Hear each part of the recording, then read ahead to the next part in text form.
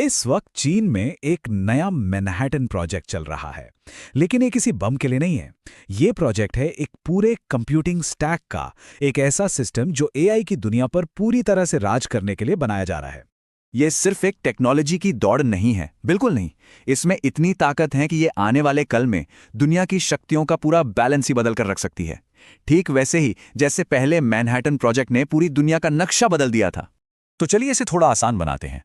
Project 1.0 यानी पहला Manhattan project, उसका मकसद था मिलिट्री सुपरमेसी, हथियार था एटम बॉम्ब। और अब है प्रोजेक्ट 2.0, इसका मकसद है टेक्नोलॉजिकल सुपरमेसी। और यहां हथियार एटम बॉम्ब नहीं बल्कि आर्टिफिशियल इंटेलिजेंस है। और यह सब एक नए किस्म के युद्ध का नतीजा है, एक ऐसी जंग जो अक्टूबर 2022 में शुरू हुई। देखिए, एआई की इस रेस को जीतने के लिए सोचिए 3 बड़े दरवाजे हैं जिनसे गुजरना जरूरी है। और अमेरिका ने क्या किया? उन्होंने बड़ी होशियारी से इन तीनों दरवाजों पर एक एक करके ताले लगा दिए। एकदम पक्का इंतजाम। ये थी अमेरिका की 3 गेट स्ट्रैटेजी। स्टेप 1, दिमाग को रोको। उन्होंने सारे जरूरी चिप डिजाइन सॉफ्टवेयर पे बैन लगा दिया, मतलब चीन कुछ नया डिजाइन ही नहीं कर सकता। स्टेप 2, हाथों को रोको। जो मशीनें चिप बनाती हैं उन तक चीन की पहुंच ही बंद कर दी। और आखिर में स्टेप 3, ताकत ही छीन लो।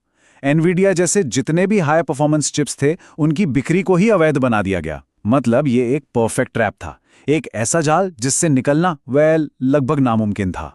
लेकिन यहीं पर अमेरिका से एक बहुत बड़ी गलती हो गई। उन्होंने चीन को एक नॉर्मल मार्केट इकोनॉमी समझा, जहां कंपनी के प्रॉफिट्स सबसे ऊपर होते हैं। लेकिन वो ये भूल गए कि चीनी सरकार के लिए कॉर्पोरेट प्रॉफिट से कहीं ज्यादा जरूरी देश का अस्तित्व था, नेशनल सर्वाइवल था। तो चीन ने इसका जवाब दिया, और वो भी बहुत ही स्मार्ट तरीके से। उन्होंने अपने एआई मॉडल्स को सुपर एफिशिएंट बना दिया। चलिए इसे एक हॉस्पिटल के उदाहरण से समझते हैं।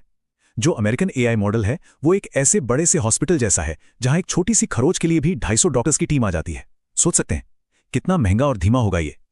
लेकिन चीन का डीप सीक मॉडल, वहां एक स्मार्ट रिसेप्शनिस्ट बैठा है जो प्रॉब्लम को समझकर सिर्फ उस एक स्पेशलिस्ट डॉक्टर को बुलाता है जिसकी जरूरत है।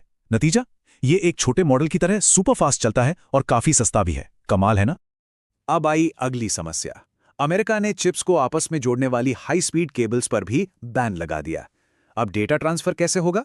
यहां चीन ने आइकिया स्ट्रैटेजी अपनाई। सोचिए, एक बड़े से सोफे को एक छोटे दरवाजे से निकालना है। मुश्किल है ना? लेकिन अगर उस सोफे को आइकिया के बॉक्स की तरह कंप्रेस कर दिया जाए तो आसानी से निकल जाएगा। चीन ने बिल्कुल यही किया। उन्होंने डेटा को कंप्रेस करने का एक नया तरीका निकाला ताकि वो धीमी केबल से भी तेजी से ट्रांसफर हो सके।